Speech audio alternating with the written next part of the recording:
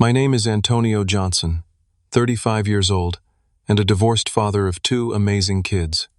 When my phone buzzed with that text from Mom, don't come to the wedding, you and your kids just make things awkward, I felt my stomach drop.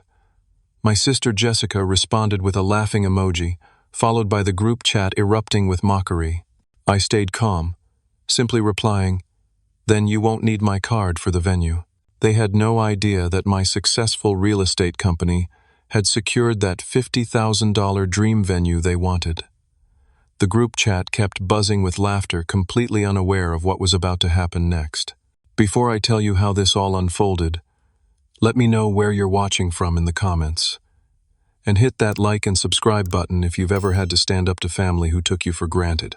Life before all this drama was pretty good. Every morning started with the organized chaos I'd grown to love.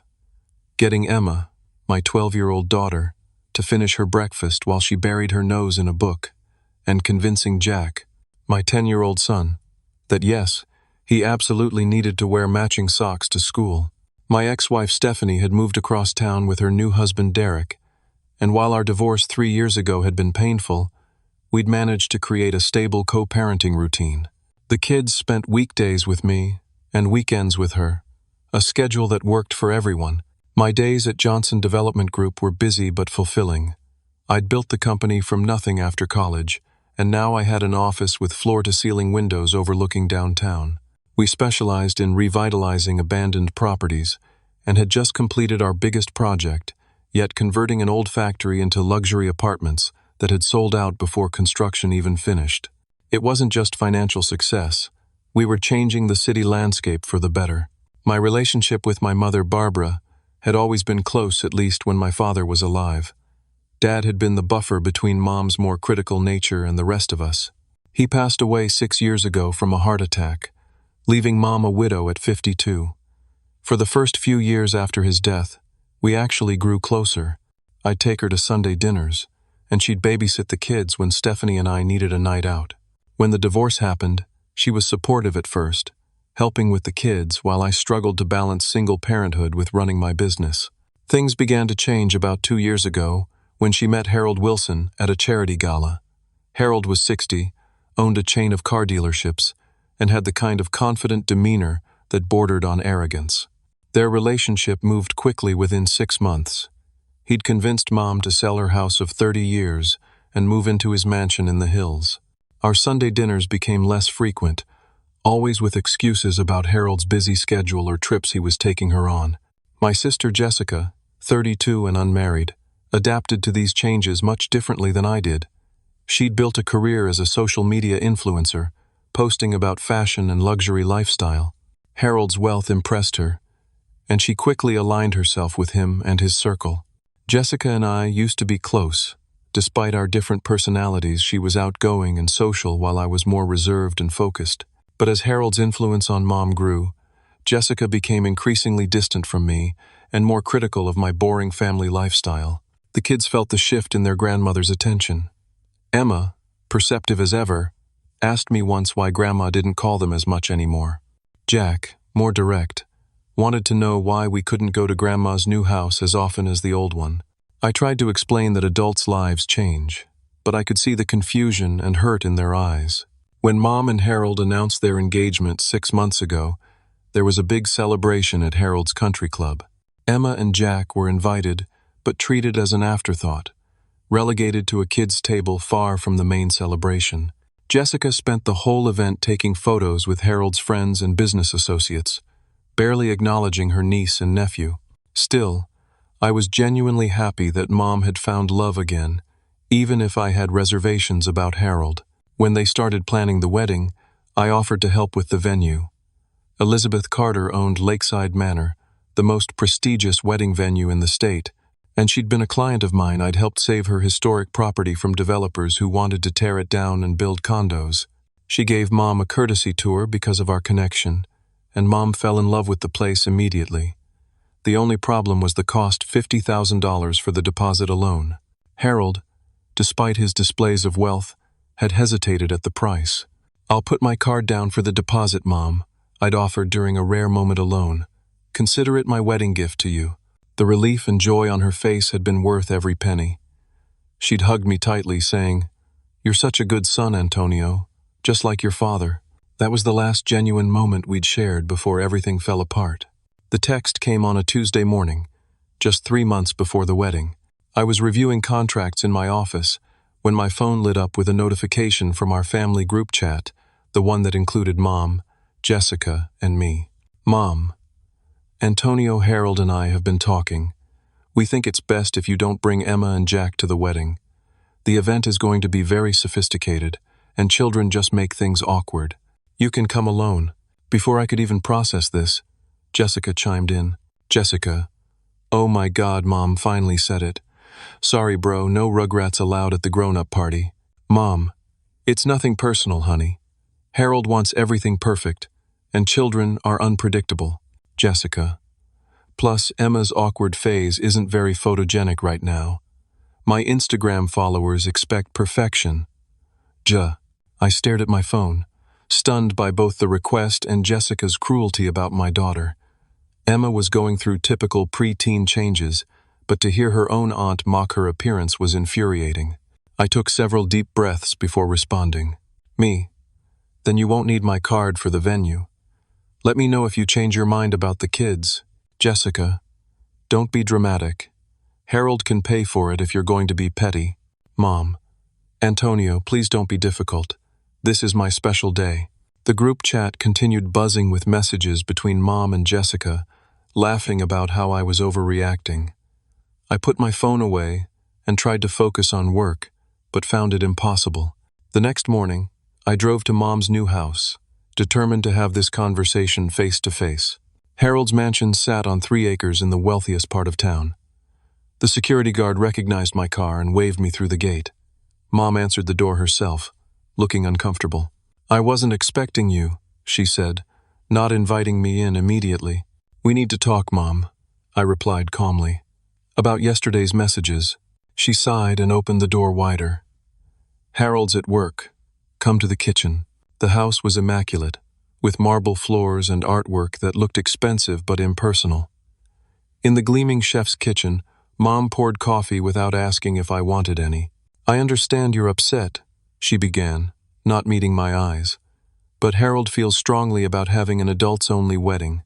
These aren't random children, Mom. They're your grandchildren. Dad's grandchildren." Her face tightened at the mention of my father. "Your father would understand that things change. Harold has a very specific vision for the wedding. All his high society friends will be there. And you're okay with excluding Emma and Jack? They've been excited about this for months. Emma even asked if she could help with the flower arrangements." Mom stirred her coffee unnecessarily. "Children just don't fit the aesthetic Harold wants. The photographer he's hired specializes in sophisticated events. This is about aesthetics?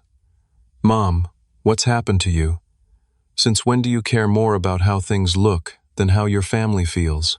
"You're being dramatic," she said, echoing Jessica's text. "It's just one day." "It's not just one day. It's a pattern.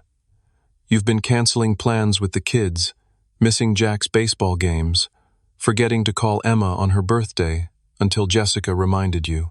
Mom's expression hardened. "I'm entitled to my own life, Antonio. I've spent years putting family first. Now it's my time to enjoy myself. With people who make you push away your family? Harold isn't making me do anything," she snapped. "And frankly, Jessica agrees with me. She thinks you use the kids to guilt-trip me." That was when I realized Jessica had been turning Mom against me behind the scenes. "Have you even considered how this will affect Emma and Jack?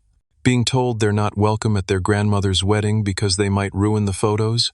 They're young. They'll get over it," Mom said dismissively. "You can still come, Antonio. Just get a babysitter." I stood up, suddenly exhausted by the conversation. "I need to think about this. But you should know, those kids adore you. This will hurt them deeply." "They'll be fine," Mom repeated, showing me to the door. "Please don't make this harder than it needs to be." That evening, I had to sit down with Emma and Jack to explain that they wouldn't be going to Grandma's wedding. I tried to soften the blow, but there was no good way to tell children they were being excluded for not fitting an aesthetic. Emma, always sensitive, went quiet and then asked in a small voice, "Is it because of my braces?" Jessica said they make me look weird in photos. No, sweetheart, I said, pulling her close. Your braces are perfect, and so are you. This is about Grandma and Harold making poor choices, not about you. Jack was more openly angry. Harold is stupid, and Grandma's stupid for listening to him. Hey, I said gently, we don't call people stupid, even when they hurt us. But it's okay to feel angry. I'm pretty angry too. That night after they went to bed, I called my best friend Marcus to vent. We met at Riley's, the bar where we'd been meeting since college. She actually said that? Marcus asked incredulously after I recounted the conversation. About her own grandkids? Word for word, I confirmed, nursing my beer, and Jessica's encouraging it. You should have seen the texts she was sending. Man, I never liked that Harold guy, but this is next level. What are you going to do about the venue payment? I sighed. I don't know yet. Part of me wants to pull my card immediately, but I don't want to stoop to their level. Maybe Mom will come to her senses. And if she doesn't? Marcus pressed. Then I'll have to decide if I'm even going to attend a wedding where my kids aren't welcome. What about your sister? Jessica's made her choice. She sees Harold as her ticket to the high society she's always wanted to be part of. If throwing her niece and nephew under the bus helps her get there, she'll do it without hesitation. Marcus shook his head. Family, man. Can't live with them. Yeah, I agreed. And sometimes you have to live without them. Despite my anger, I decided to remain civil for now. My reputation in the business community was important, and causing a scene would only hurt the kids more. I still held out hope that Mom would realize what she was doing and change her mind. The next 2 weeks were tense. Mom didn't reach out to check how the kids had taken the news, and Jessica ramped up her social media presence with posts about wedding planning, tagging Harold's wealthy friends, and making not-so-subtle digs about family members who just don't understand class. She even posted a photo from Harold's country club with the caption, "Planning the perfect sophisticated wedding with Mom and Harold." Some people just don't understand that not every event needs to be kid-friendly. Sorry, not sorry. Adults-only sophistication. Mom had always called the kids every Sunday night, a tradition that predated Harold. Now, 2 Sundays passed with no calls. When Emma asked if she could call Grandma instead, the conversation was brief and awkward, with Mom making excuses about being busy with wedding plans. The extended family started to take sides. My father's brother, Uncle Pete, called to ask what was going on after he received his adults-only invitation. When I explained, he was appalled and immediately said he and Aunt Laura wouldn't attend. But my mother's side of the family fell in line with her wishes, with several cousins telling me I was being selfish for not understanding how important this day is for her. The isolation was growing, but what bothered me most was seeing how it affected Emma and Jack. Emma had always been outgoing, but her teacher emailed me concerned about her becoming withdrawn in class. Jack, usually easygoing, got into a shoving match with a classmate who said something about unwanted kids. My business partner David noticed my distraction during meetings and cornered me in my office one afternoon. "What's going on with you, Antonio? You've read the same paragraph in that contract 3 times. I confided in him about the situation, and his practical nature cut through my emotional haze. "This Harold guy, I've heard things about him in business circles," David said, leaning forward. "He talks a big game, but there have been rumors about financial troubles at his dealerships, and his first 2 marriages ended badly. Might be worth looking into." This sparked my curiosity. I started making discreet inquiries among my business connections, and what I learned was troubling. Harold had been married twice before, not the once he'd told my mother, and both marriages had ended with the wives estranged from their families. His first wife's son hadn't spoken to her for years before she passed away, and his second wife had moved across the country, leaving behind adult children who rarely visited. A week later, I had a stroke of unexpected luck.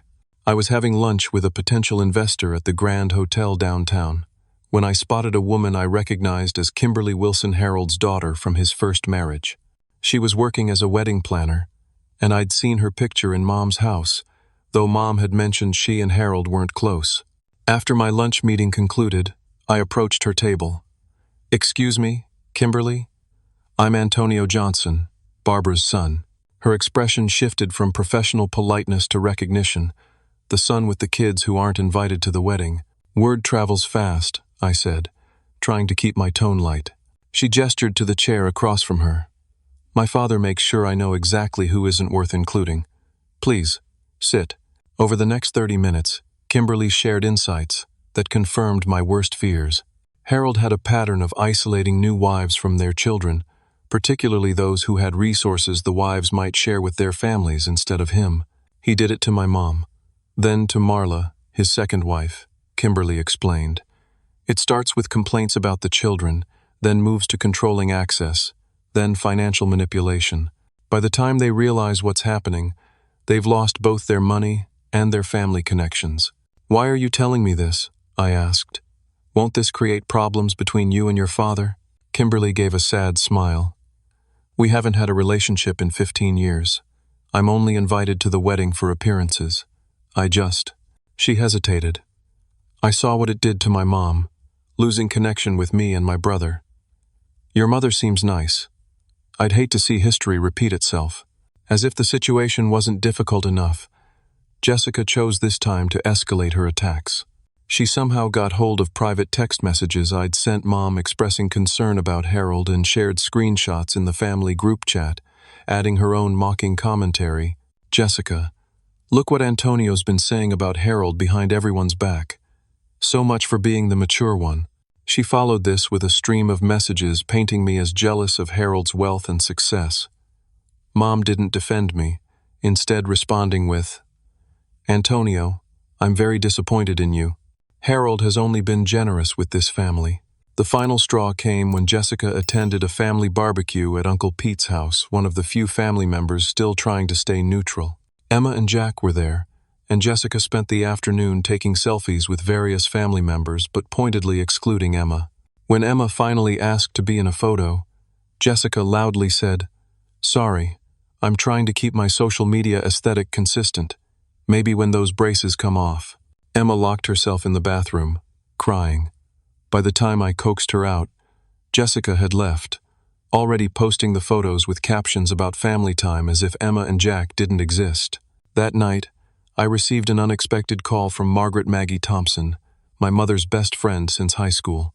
Maggie had always been like an aunt to me, though we'd seen less of her since Harold entered the picture.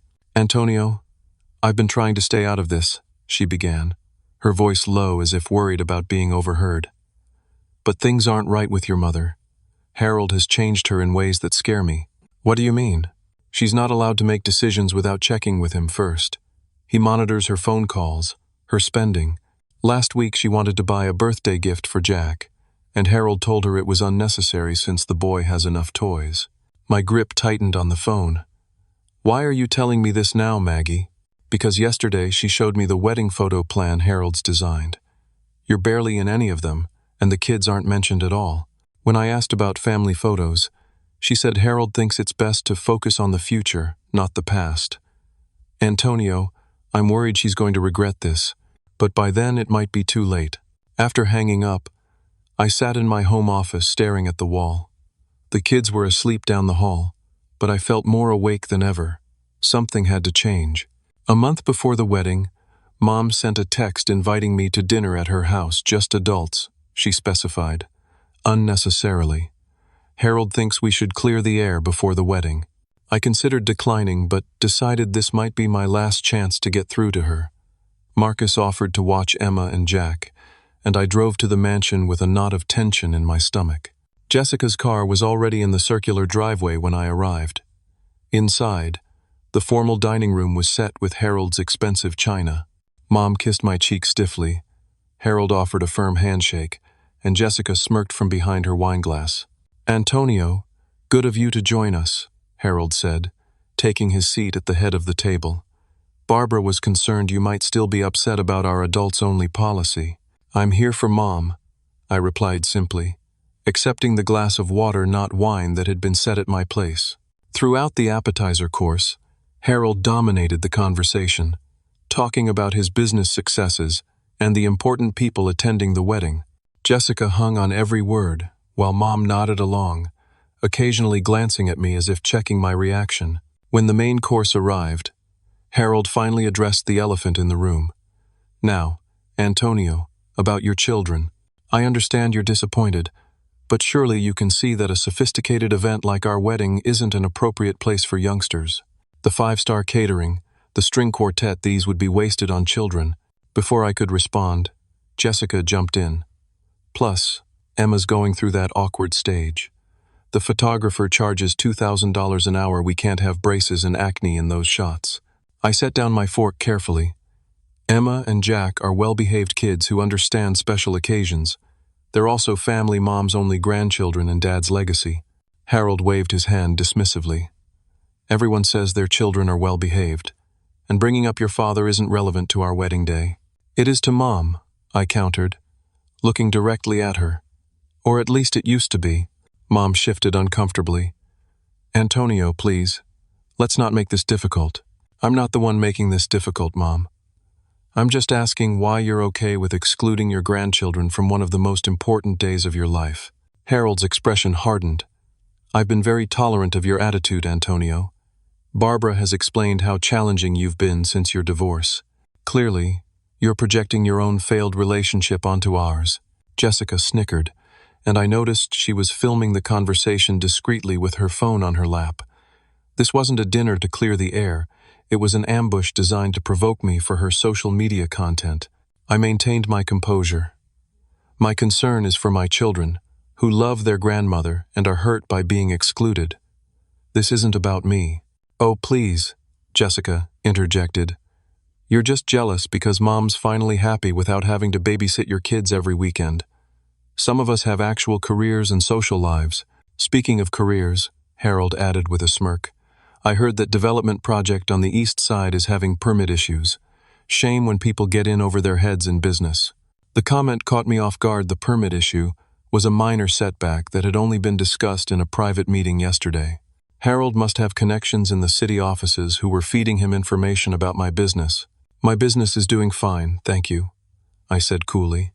And I'm happy Mom has found someone. I just wish that someone valued family as much as Dad did. Harold's face darkened. Let's leave your father out of this. From what Barbara's told me, he was an underachiever who never provided the life she deserved. At least I can give her security and status. The room went silent. I looked at Mom, waiting for her to defend Dad, the man she'd loved for 30 years, who had worked 2 jobs to put her through nursing school, who had never missed a single one of Jessica's dance recitals or my baseball games. But she said nothing, staring down at her plate. That was the moment something broke inside me. Not with a crash, but with a quiet finality. I stood up slowly, placing my napkin beside my barely touched meal. Mom, I've tried to be understanding. I've given you space to build your new life with Harold, but I won't sit here and listen to Dad being disrespected, and I won't keep exposing my children to the pain of being rejected by their grandmother. Jessica rolled her eyes dramatically. Here comes the martyr act. I ignored her, keeping my focus on Mom. You have a choice to make. Your grandchildren would love to be part of your wedding day. They miss you. But if Harold's vision of a sophisticated wedding is more important than their feelings, I need to respect that decision and make my own. Are you threatening to skip the wedding? Mom asked, finally finding her voice. Over this? I'm saying I need to protect my children. If they're not welcome at this family event, then maybe I need to reconsider what family means now. Harold stood up, his face flushed with anger. This is exactly the manipulative behavior I warned Barbara about. You're trying to make her choose between her happiness and your demands. No, I said quietly. I'm asking her to choose the kind of grandmother and mother she wants to be. Mom looked between Harold and me, conflict evident in her expression. For a moment, I thought I saw a flicker of the mother I knew, the woman who had once told me that family was everything. Then Harold placed his hand on her shoulder, and her expression hardened. Antonio, you're being unreasonable. This is my wedding, and Harold and I have decided how we want it to be. If you can't respect that, then perhaps it would be better if you didn't attend either. Jessica gasped theatrically. Though I could see the satisfaction in her eyes, she was getting exactly the drama she wanted for her social media. If that's your decision, I respect it, I said, my voice steady despite the storm of emotions inside. I'll see myself out. As I walked to my car, my phone started buzzing with messages from family members who were already getting Jessica's carefully edited version of events. I silenced it and drove home in a state of calm determination. The time for hoping things would improve was over. Now I needed to act. Early the next morning, I called David and asked him to meet me at the office before anyone else arrived. By 7:30, we were reviewing my options over strong coffee. Legally, you're in the clear, David confirmed after I explained everything. The card you provided to Lakeside Manor was a hold, not a completed transaction. You haven't signed any contract obligating you to pay. I don't want to be vindictive, I emphasized, rubbing my tired eyes. This isn't about revenge. It's about boundaries, David nodded. And sometimes, setting boundaries feels like punishment to people who are used to crossing them. After David left for a client meeting, I called Elizabeth Carter, the owner of Lakeside Manor. Antonio, what a nice surprise, she greeted me warmly. Everything on track for your mother's wedding? Actually, that's why I'm calling. Elizabeth, there's been a change of plans. I explained the situation as diplomatically as possible. There was a pause before she responded.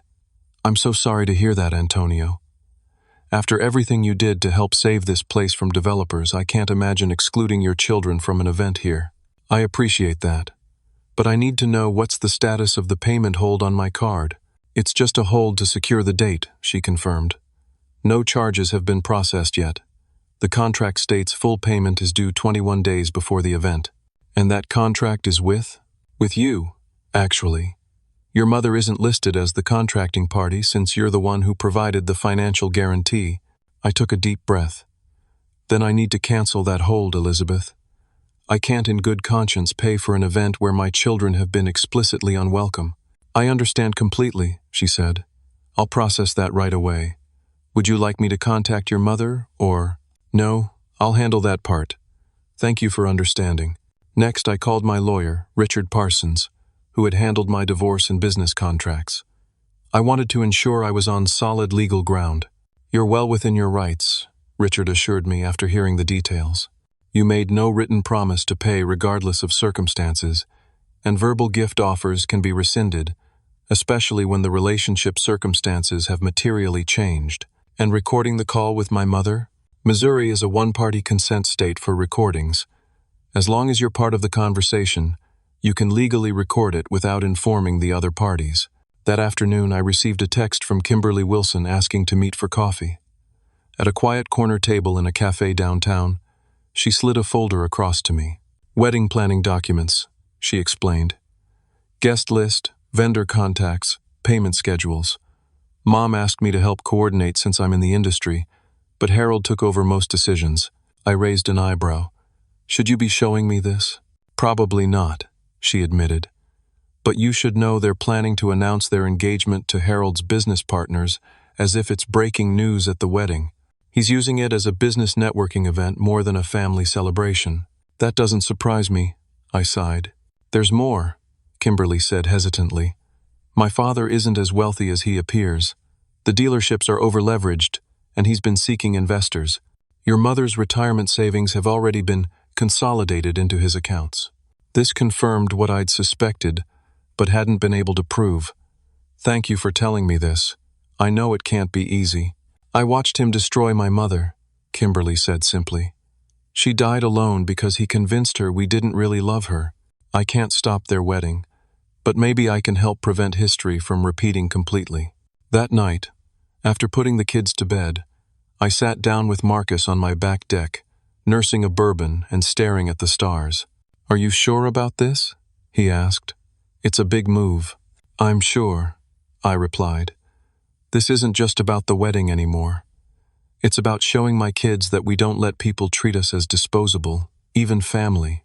What about your mom? Do you think she'll ever come around? I swirled the amber liquid in my glass. I hope so. But I can't keep that door open at the expense of Emma and Jack's emotional well-being. They need to see that their father stands up for them. And Jessica? Jessica made her choice, I said flatly. She chose social media content over her niece's feelings. She chose Harold's approval over our family history. I can't fix that. Before going to bed, I wrote a letter to my mother. Not an angry email or a hasty text, but an actual handwritten letter on the stationery Dad had given her for their 25th anniversary, which she had given to me after he died. I expressed my love for her, my memories of the mother she had been, and my sadness at the distance that had grown between us. I explained clearly that I was withdrawing my financial support for the wedding venue, not out of spite, but because I couldn't fund an event where my children, her grandchildren, were explicitly unwelcome. I ended by saying the door remained open if she ever wanted to rebuild our relationship, but that would need to include respect for Emma and Jack. The next morning, I had my assistant deliver the letter to Mom's house.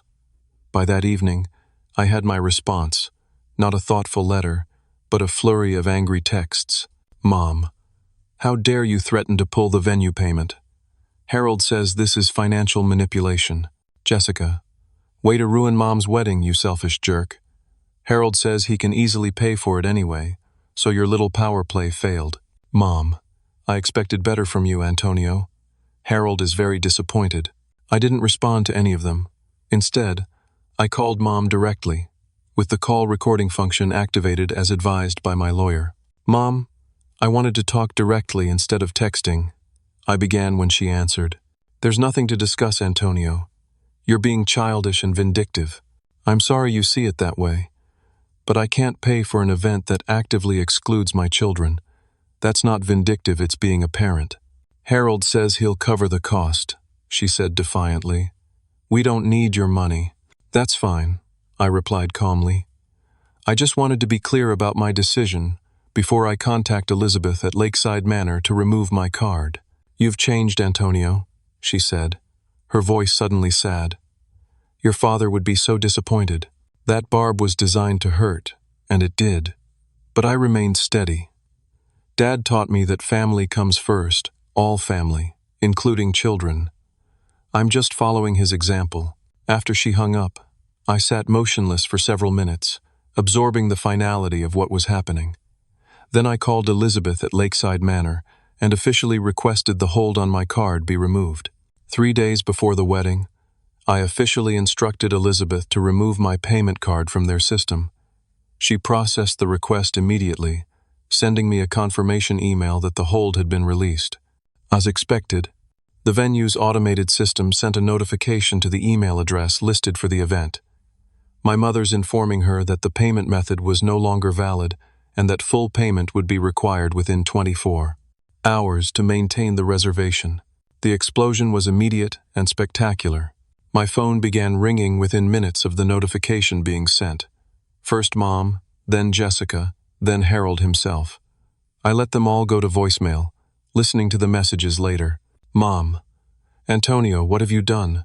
The venue is saying our payment method is invalid. Call me immediately. Jessica, you absolute monster. How could you do this to Mom? Fix this right now, or I swear I will tell everyone what kind of person you really are. Harold, this is completely unacceptable behavior, Antonio. I'm contacting my lawyer.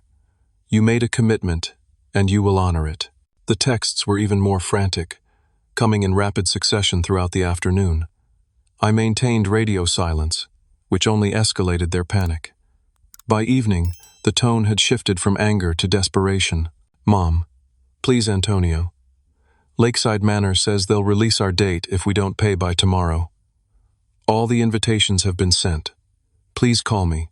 Jessica. Okay, I'm sorry about what I said about Emma. The kids can come to the wedding. Just please put the card back. Harold says he can't liquidate assets fast enough. This last text was particularly revealing, confirming what Kimberly had told me about Harold's financial situation. For all his talk about easily covering the cost, he apparently couldn't come up with $50,000 on short notice. By the next morning, the extended family had gotten involved. Uncle Pete called, sounding concerned but not accusatory. I heard about the venue situation, Antonio. Your mother's beside herself. I imagine she is, I replied. But this was her choice, Uncle Pete. I made it clear that I couldn't fund an event where my children weren't welcome. For what it's worth, Laura and I already declined our invitation when we heard about the no kids policy. But this has turned into a real mess. Half the family is canceling because they can't believe Barbara would exclude her own grandchildren. This was news to me. I didn't ask anyone to take sides. You didn't have to, Uncle Pete said. Family is family. Most people understand that innately.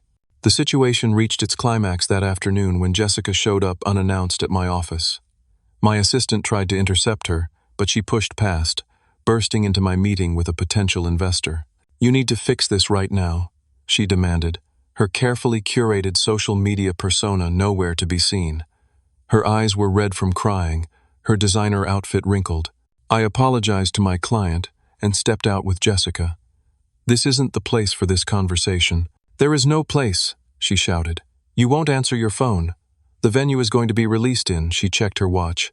4 hours unless we pay in full.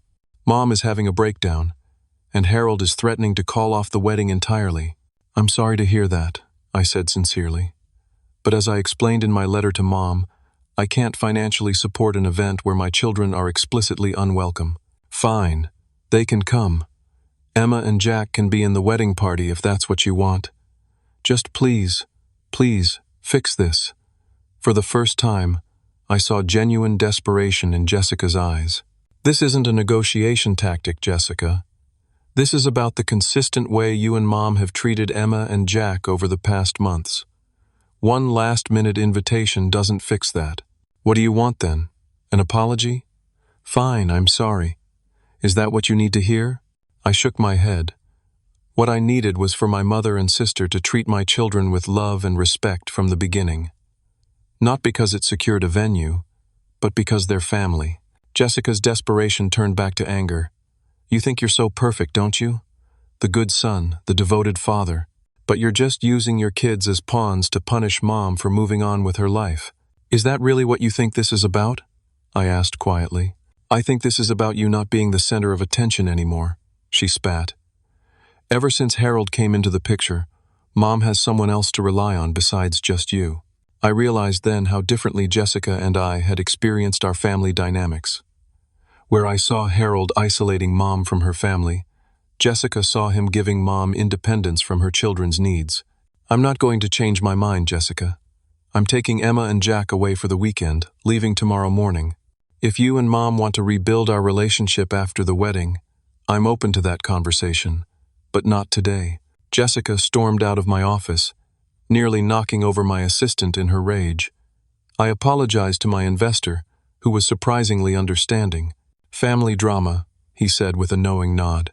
Been there. Let's reschedule for next week.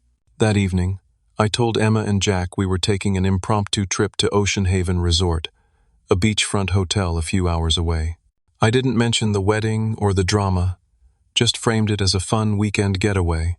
Their excitement at the prospect of building sandcastles and swimming in the ocean was the confirmation I needed that I'd made the right choice. We left early the next morning, and I deliberately left my phone in airplane mode, checking messages only when the kids were swimming or otherwise occupied. The updates from family members painted a chaotic picture. Harold had indeed refused to cover the Lakeside Manor cost, claiming it was fiscally irresponsible to spend so much on a venue. The wedding had been hastily relocated to Harold's backyard, with Jessica frantically calling vendors to redirect them. Many guests had declined the last-minute change, citing various excuses but mostly making it clear they were uncomfortable with the family drama. Mom's sisters had both canceled, as had most of my father's family. At the resort, we met Natalie Rivera, the event coordinator who helped set up a beachside bonfire for us on Saturday night. She was warm and engaging with the kids, teaching Emma how to roast the perfect marshmallow and showing Jack how to identify constellations in the night sky. When the kids went to bed exhausted from swimming, Natalie and I shared a glass of wine on the terrace of our suite, talking easily about everything except family drama. Your kids are wonderful, she said, watching the moonlight on the waves. They're lucky to have a dad who prioritizes them like you do. I'm the lucky one, I replied, realizing I meant it completely. Despite all the turmoil, I had 2 amazing children and the clarity that came from standing firm in my values. Sunday, the wedding day, came and went without us.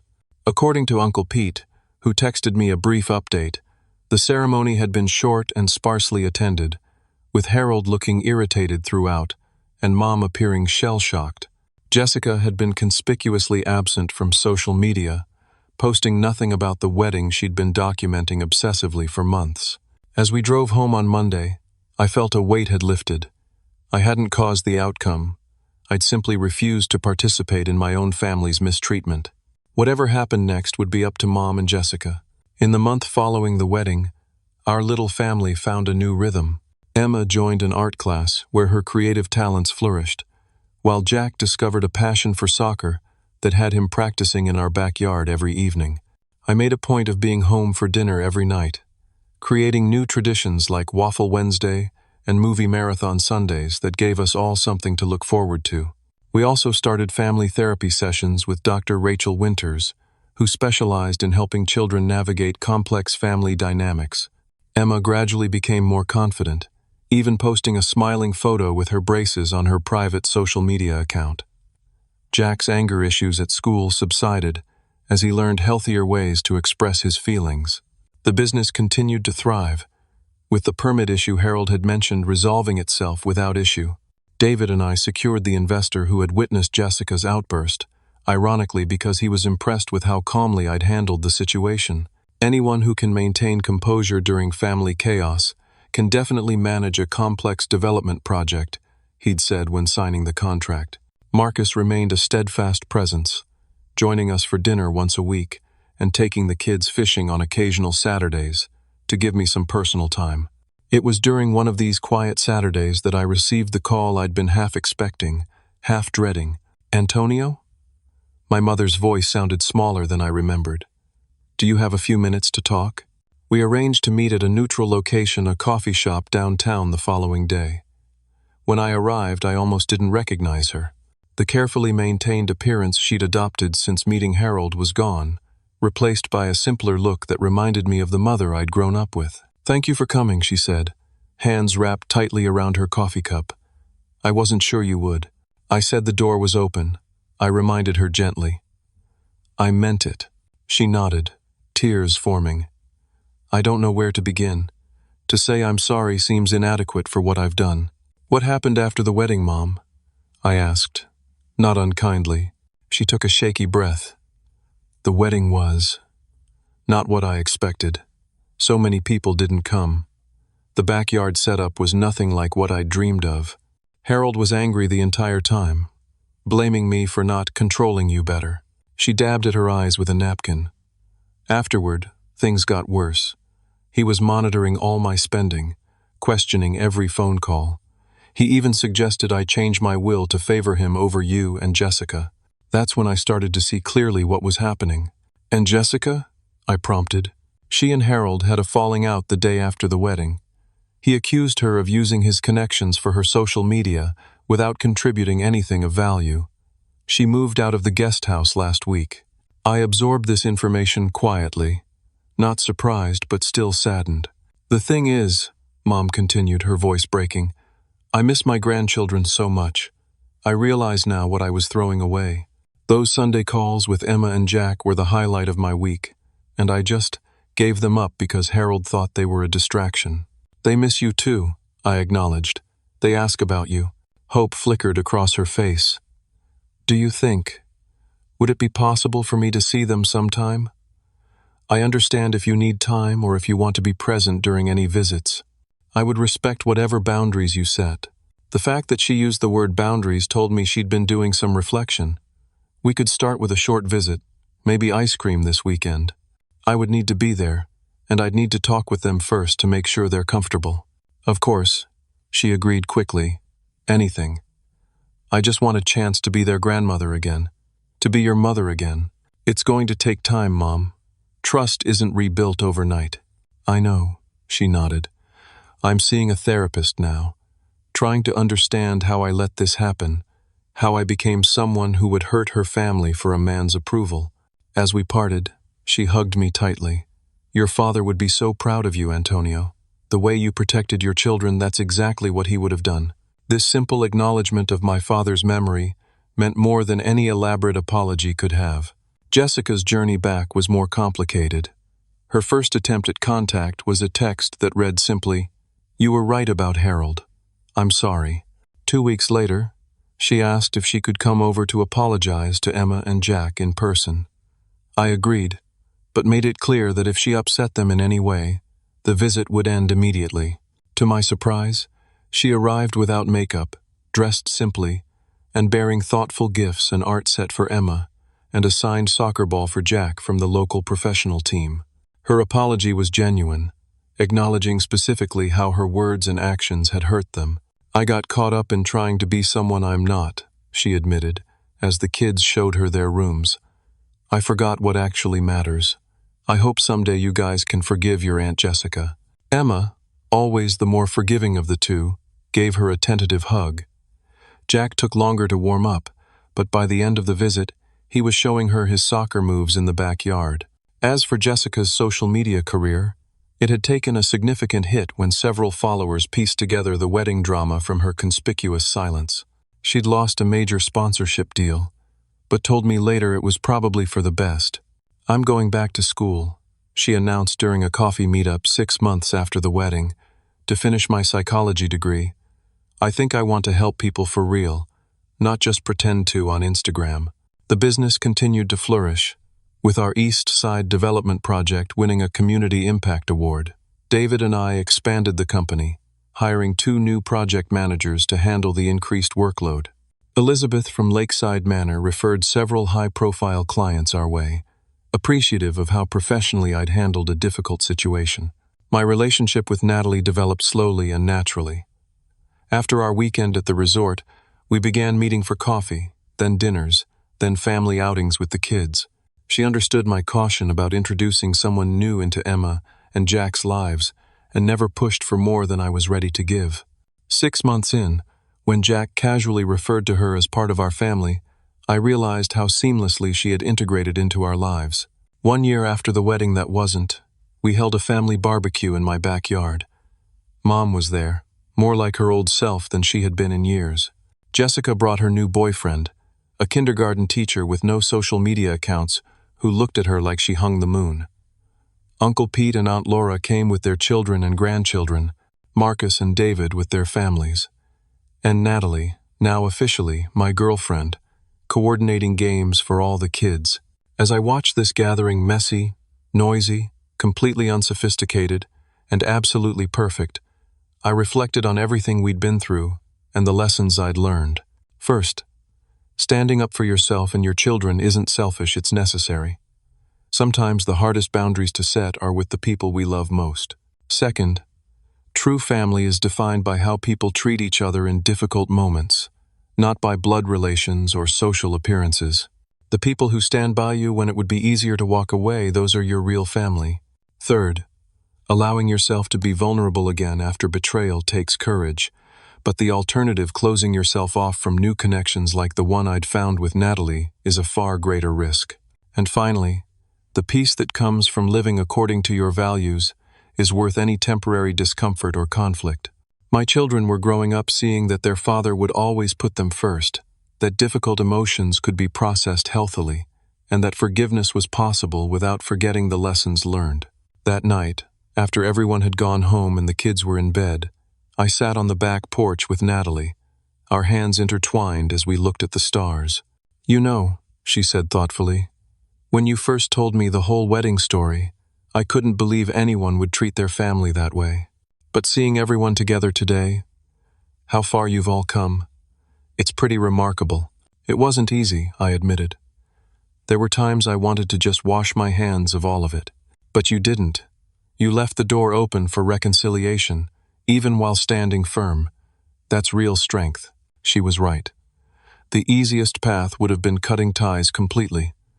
The harder, more rewarding path was setting boundaries while maintaining the possibility of healing. As we sat there in comfortable silence, I felt profound gratitude for this unexpected journey. Out of one of the most painful experiences of my adult life had come clarity, stronger relationships with my children, new connections with people like Natalie, and eventually, healthier relationships with my mother and sister.